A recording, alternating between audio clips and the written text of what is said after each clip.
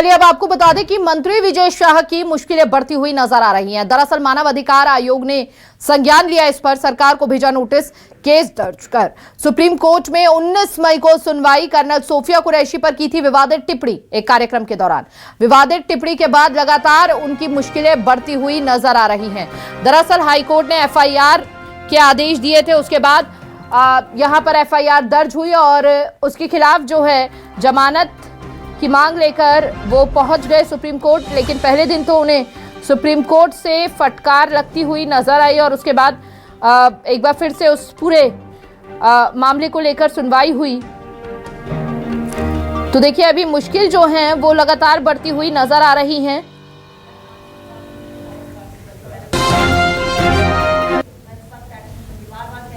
MP के मंत्री विजय शाह की मुश्किलें बढ़ती हुई, मानवाधिकार आयोग ने लिया संज्ञान।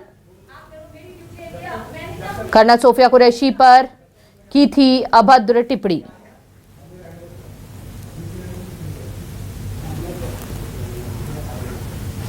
ये बड़ी जानकारी इस वक्त आपको दे रहे हैं।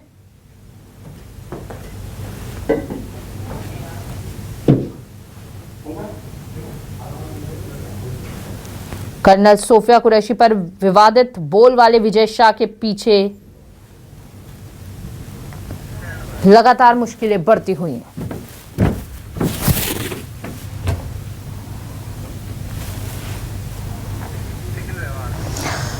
ज्यादा जानकारी के लिए संवाददाता शिकिल बिहार हमारे साथ जुड़ चुके हैं। शिकिल, मानव अधिकार आयोग ने इस पूरे मामले पर अब संज्ञान लिया है, क्या कुछ आगे इस पूरे मामले में एक्शन लिया जा सकता है? क्योंकि एक तरफ तो यहाँ पर जहां पर पार्टी के नेता ही पहले लगातार विजय शाह को लेकर कई तरह की बातें रख रहे थे, लेकिन अब दूसरा रुख भी यहां पर सामने आ रहा है पार्टी नेताओं की ओर से ही।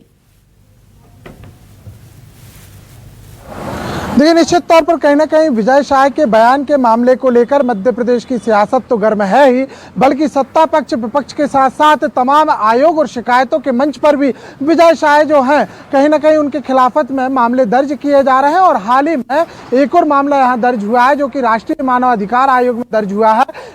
राजस्थान के जो कांग्रेस के नेता हैं चरमेश शर्मा, उनकी शिकायत के आधार पर राष्ट्रीय मानव अधिकार आयोग ने मामला दर्ज किया और न सिर्फ मामला दर्ज किया बल्कि मध्य प्रदेश सरकार को नोटिस भी थमा दिया है और जवाब मांगा कि आखिर कर क्या रहे हैं, क्या कार्रवाई की जा रही है। जिस प्रकार से सुप्रीम कोर्ट ने यहां पर कहा था कि कम धाराएं उतनी उचित कार्रवाई, उतनी बेहतरीन धाराएं जो है वो नहीं लगाई गई जिस प्रकार का बयान दिया गया था, तो आखिर ऐसा क्यों किया गया।